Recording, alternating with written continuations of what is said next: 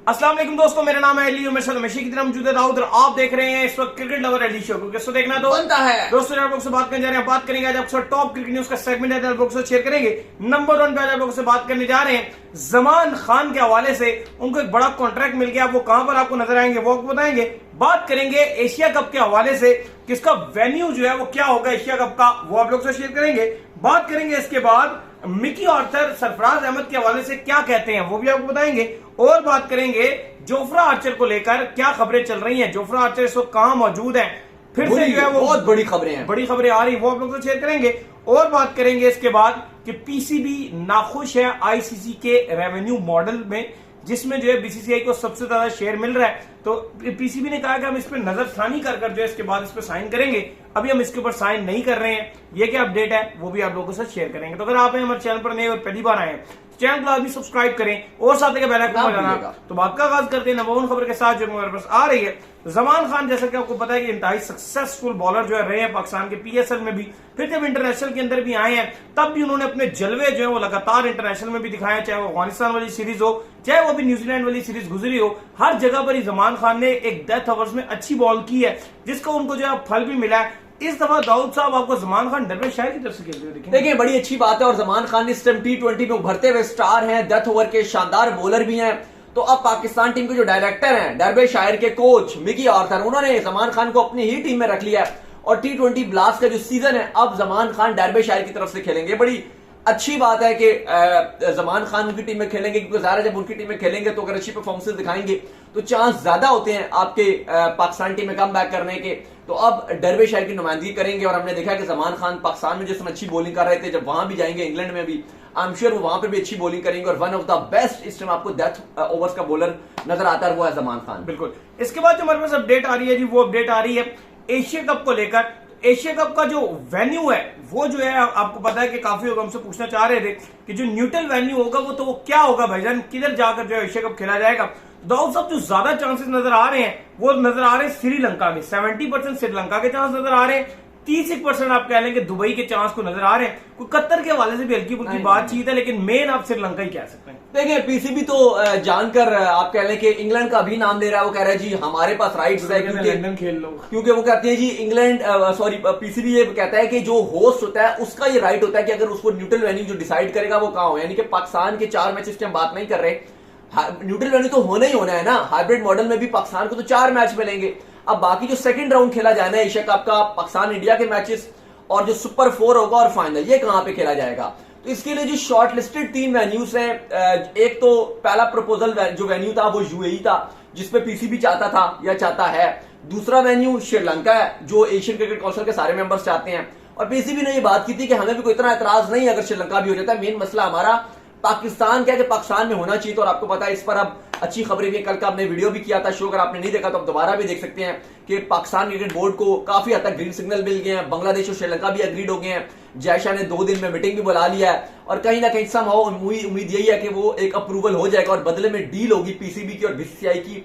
Deal ये होगी कि यहां पर हाइब्रिड मॉडल अप्लाई हो जाएगा और जो बाकी 4 टीमें हैं वो पाकिस्तान आकर खेल लेंगी और 4 मैच पाकिस्तान हो जाएंगे और बदले में पाकिस्तान टीम को इंडिया जाना पड़ेगा वर्ल्ड कप खेलने के लिए। तो ये एक तरह की डील भी होगी, मेरे ख्याल से क्रिकेट फैन की जीत होगी, क्योंकि पाकिस्तान क्रिकेट बोर्ड की भी जीत हो जाएगी यहां पर और पाकिस्तान वर्ल्ड कप भी खेलेगा और एशिया कप भी खेलेगा। तो मुझे नहीं लगता कि इससे कोई अच्छी बात होगी।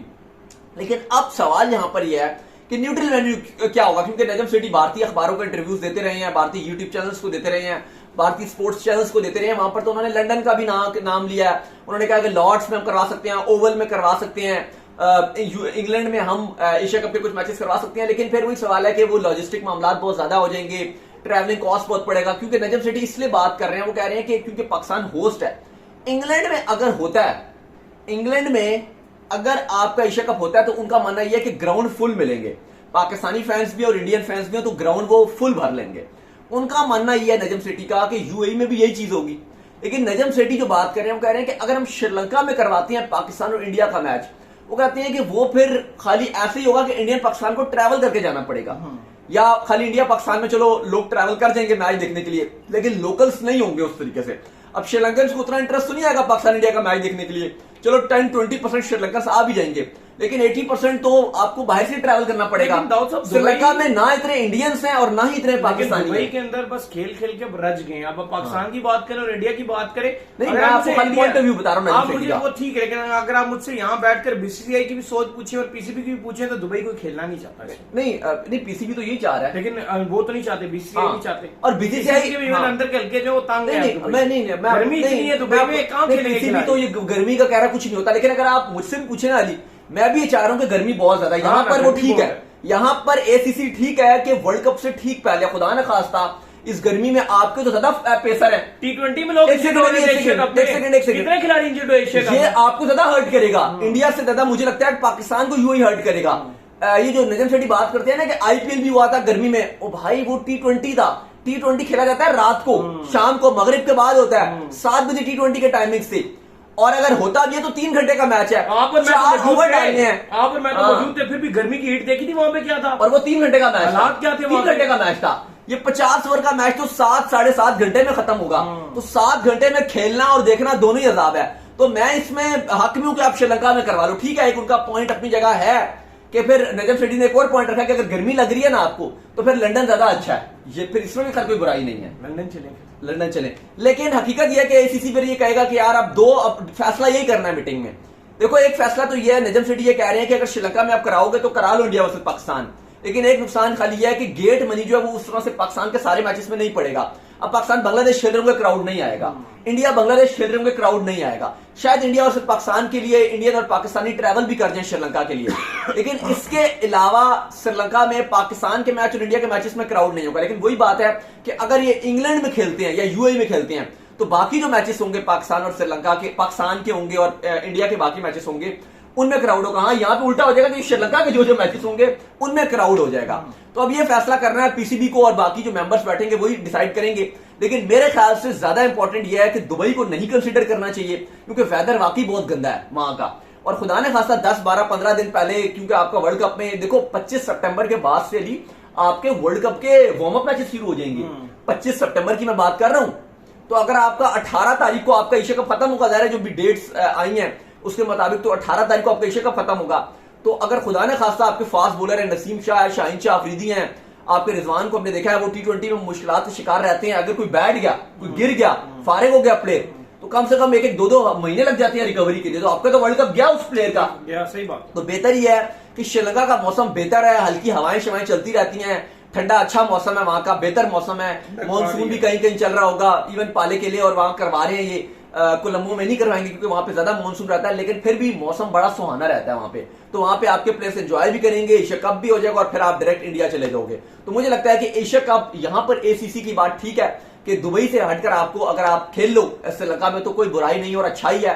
प्लेयर के पॉइंट ऑफ व्यू से मैं बात कर रहा हूं, क्योंकि मुझे शाहीन पूरा परफेक्ट चाहिए, मुझे हारिस रऊफ परफेक्ट चाहिए, मुझे बाबर आजम चाहिए, मुझे रिजवान चाहिए, मुझे पूरी टीम वर्ल्ड कप के लिए चाहिए। ये ना होना कि आपने सबको लेकर चाहते रहो, एंड में आपको लास्ट मोमेंट पे आपको फोर्सफुली चेंजेस करनी पड़े, फिर वो आपको हर्ट कर जाती हैं, और वो किसी भी टीम के साथ हो सकता है, किसी भी एशियन टीम के साथ हो सकता है। तो इसलिए ये डिसाइड किया गया एसीसी की तरफ से कि श्रीलंका को, और मेरे ख्याल से प्रोबेबली काफी हद तक चांसेस यही हैं कि श्रीलंका न्यूट्रल वेन्यू पाकिस्तान के साथ मिलकर होस्ट करेगा।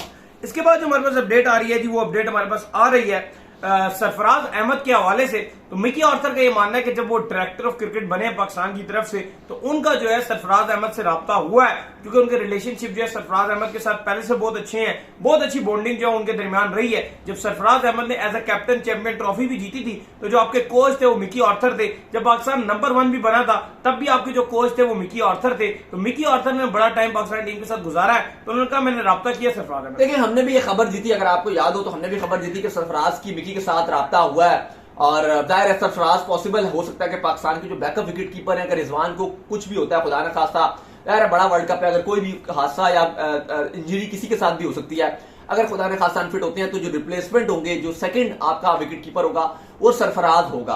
तो अब आज बल्कि सॉरी कल की बात है, कल मिकी ऑर्थर ने कंफर्म ये बात की है, और उन्होंने कहा है कि बिल्कुल जब मैं डायरेक्टर बना था तो मैंने सरफराज से मुलाकात की थी, उससे मैंने बात भी की थी, लेकिन उन्होंने कहा कि मैंने उनको ये नहीं कहा कि आप वर्ल्ड कप 2023 में जो है वो आप हमारी टीम का पार्ट हैं। वो कहते हैं सरफराज की ख्वाहिश भी है खेलना, और हर प्लेयर की, हर पाकिस्तानी प्लेयर की, दुनिया में किसी भी प्लेयर की आप बात कर लें, हर किसी की ख्वाहिश होगी कि मैंने वर्ल्ड कप खेलना है, लेकिन उन्होंने कहा अभी और भी प्लेयर हैं हमारे पास रिप्लेसमेंट के तौर पर, और भी चॉइसेस हैं, तो हम देखेंगे एंड टाइम पर क्या हमें सरफराज की जरूरत है या नहीं। वो सिलेक्शन कमेटी का भी काम है, वो एंड टाइम पर डिसाइड होगा कप्तान को क्या चाहिए। बाबर की उन्होंने बड़ी तारीफ की, लेकिन उन्होंने कहा कि जो सरफराज से मैं मिला था वो इसलिए मिला था कि मेरे पर्सनल सरफराज का बड़े अच्छे रिलेशनशिप है और मेरी सरफराज से अच्छी दोस्ती है। उन्होंने कहा सरफराज हो गए, बाबर आजम हो गए, इमाद हो गए, शान मसूद हो गए, इन सब के साथ मेरी बड़ी अच्छी दोस्ती है। स्पेशली उन्होंने जो नाम लिए थे सरफराज और बाबर आजम, इन दो के साथ उनकी बहुत अच्छी दोस्ती थी। आपको याद होगा कि बाबर आजम जब शुरू में टेस्ट में बार बार फ्लॉप हो रहे थे, हमने देखा था कि सोशल मीडिया में बहुत ज्यादा कंपेन चल रही थी बाबर के खिलाफ कि भाई टेस्ट में इसको नहीं होना चाहिए।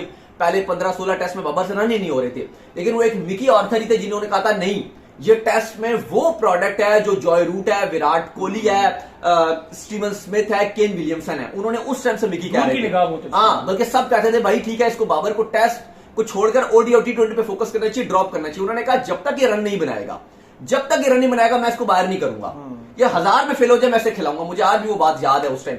और आप देखें कि उसके बाद जब बाबर आजम को उन्होंने ट्रस्ट किया तो आज दुनिया बाबर आजम को मानती है।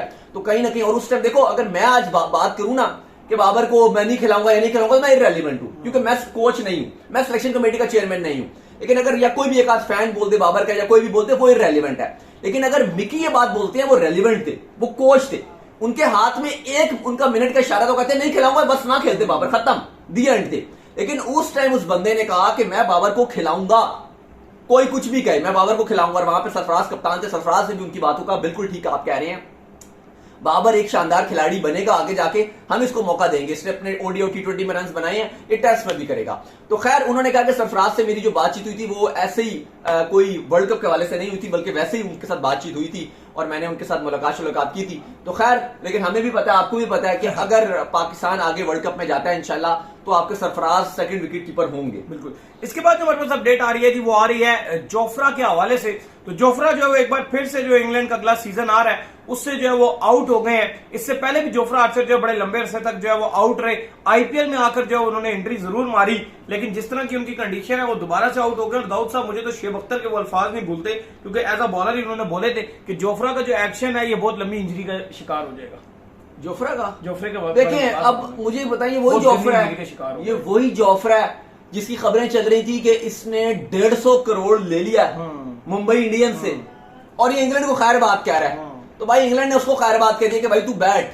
खबर यह है कि पूरी इंग्लैंड की समर से ये बाहर हो चुके हैं, जिसमें सबसे बड़ी इंग्लैंड की जो होती है समर में वो एशेज होती है, या इंग्लैंड के इस बार तो इंग्लैंड के घर पे एशेज है, अभी आयरलैंड के साथ भी इनकी सीरीज है। खबर आ रही है जॉनी बेरिस्टो फिट हो गए हैं, वो कम बैक करेंगे, लेकिन ये बड़ा खिलाड़ी है जोफ्रा, ये बाहर हो गया। तो भाई मुझे लगता है कि जोफ्रा अभी इंजरी से जूझ रहे हैं, अभी आईपीएल से भी ये बाहर हो गए थे। थोड़ा सा इनको फोकस करना चाहिए कि अपनी क्रिकेट पर करें, अपने मुल्क के लिए पहले खेलें। इंजरी से जूझ रहे हैं और लीग्स के पीछे भाग रहे हैं। और कहा ये जा रहा था, कुछ आपके यूके के अखबार हैं जैसे टेलीग्राफ हो गए और भी बड़े बड़े अखबार हैं जिन्होंने ये अपडेट दी थी कि आईपीएल की फ्रेंचाइज मुंबई इंडियंस जो अंबानी है, उन्होंने इनको 150 करोड़ की ऑफर दिया। 150 करोड़ की ऑफर है पीकेआर में, 150 यानी कि 1.5 अरब रुपया वो इनको ऑफर कराई गई। और कहा गया कि आपको जब भी कोई अगर इंग्लैंड को तरफ से खेलना पड़ेगा तो आप खेल सकते हैं, लेकिन जब कोई लीग नहीं होगी, यानी कि अगर साउथ अफ्रीका की T20 लीग होगी, अगर यूएई की लीग होगी, अगर सऊदीया की लीग आने वाली है वो आएगी, या आईपीएल आ रही होगी जिसमें इंडियन ऑनर्स है, हाँ, जिसमें मुंबई इंडियंस है, वो आप तो उस टाइम आप नेशनल ड्यूटी नहीं खेल सकते। और इंग्लैंड बोर्ड को नहीं पूछना पड़ेगा इंडिया के जो आईपीएल के ऑनर्स हैं उनसे कि भाई हमें जोफ्रा चाहिए। मतलब वो जोफ्रा से यहाँ पूछेंगे और वो इदारा डिसाइड वो करेंगे पैसे, वो जोफ्रा तो कहेंगे, जोफ्रा उनसे पूछेगा। तो बात ये थी। तो अब हालात ये है कि वो पूरी समर से ही गया।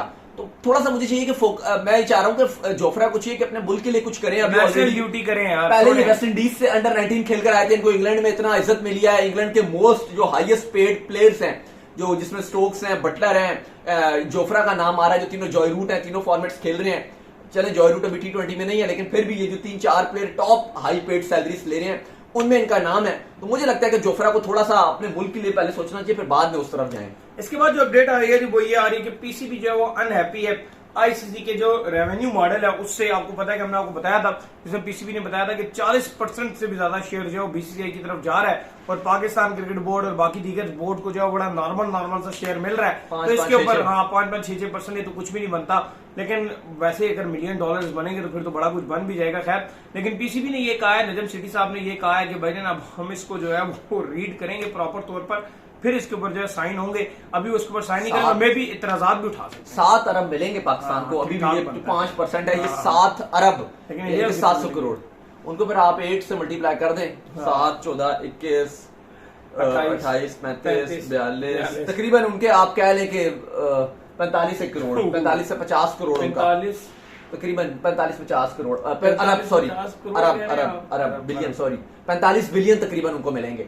देखिए पीसीबी ने ये बात की, वो कह रहे हैं कि हमें ये है कि हम पहले पूरा आईसीसी में जानना चाहते हैं कि किस बेस पर आईसीसी जो है वो किस बेस पर ये आईसीसी ने परसेंटेजेस निकाली हैं। हम चाहते हैं कि पहले हमें पूरा जो है वो आईसीसी दे, हमें भेजे कि ये बेस है, उसके बाद हम साइन करेंगे। और आई थिंक उसमें कोई मुश्किल नहीं होगी, आईसीसी ने जो ये निकाला है और पीसीबी साइन भी कर देगा इसके ऊपर।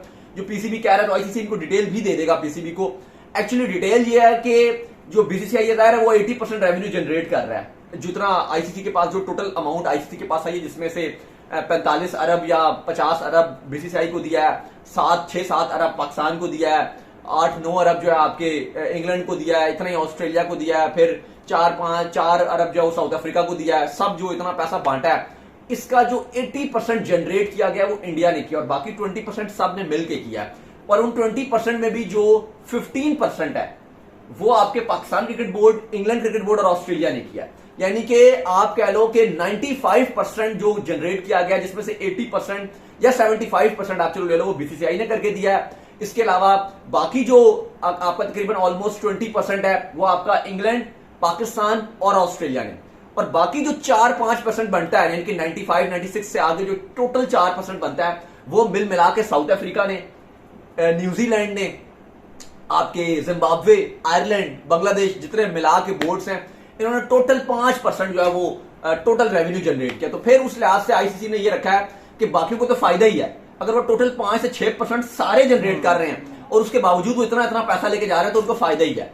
हाँ, बीसीसीआई का ये है क्योंकि उन्होंने ज्यादा जनरेट किया तो वो ज्यादा पैसे लेकर जा रहे हैं, लेकिन स्टिल नजम सेठी ने बात की और मेरे ख्याल से उनका राइट है पीसीबी का कि वो उनसे मंगवा सकता है कि भाई हमें हिसाब दो। ये जो मैंने भी आपको परसेंटेज बताई है ये आईसीसी ने बताई है, तो नजम सेठी कह रहे हैं हमें लिखत पढ़त में चाहिए ये बात, ये जबानी हमें नहीं चाहिए। ये जो मैंने बात बताई है वो कह रहे हैं हमें बताओ कि इतना रेवेन्यू आया, इतना गया, लिटरली अगर इतना 80% बीसीसीआई जनरेट करा, हमें सारी डिटेल्स दो, उसके बाद हम साइन करेंगे। क्योंकि हमने इन एक्शन, क्योंकि इंग्लैंड वाले हो गए या हमने देखा कुछ ऑस्ट्रेलिया वाले हो गए, इंग्लैंड के भी जो इस टाइम है सीईओ, उन्होंने भी एतराज उठाया, उन्होंने भी कहा कि ये बहुत ज्यादा फर्क आ रहा है। ठीक है, हम मानते हैं इंडिया ज्यादा जनरेट करता है, लेकिन फिर भी क्योंकि आईसीसी है तो उसको जो है बराबरी का सलूक करना चाहिए। उम्मीद करते हैं आज का हमारा शो आपको आएगा। वीडियो को लाइक कीजिए, हमारे चैनल को सब्सक्राइब कीजिए, साथ ही बेल आइकन को बजाइए और एक और काम कर लीजिए, वो ये कर लीजिए कि आप जो है वो इंस्टाग्राम पे जाइए और इनको फॉलो, इंस्टाग्राम में मुझे फॉलो कर लीजिए, वहां पे मैं मौजूद हूं। दाऊद क्रिकेट के इंस्टाग्राम पे सवाल तो भेजिएगा, इनको भी फॉलो कर लीजिए। ऑफिशियल के नाम से लिंक डिस्क्रिप्शन में मौजूद है, जाइए फॉलो कीजिए। अल्लाह हाफिज़, बाय बाय।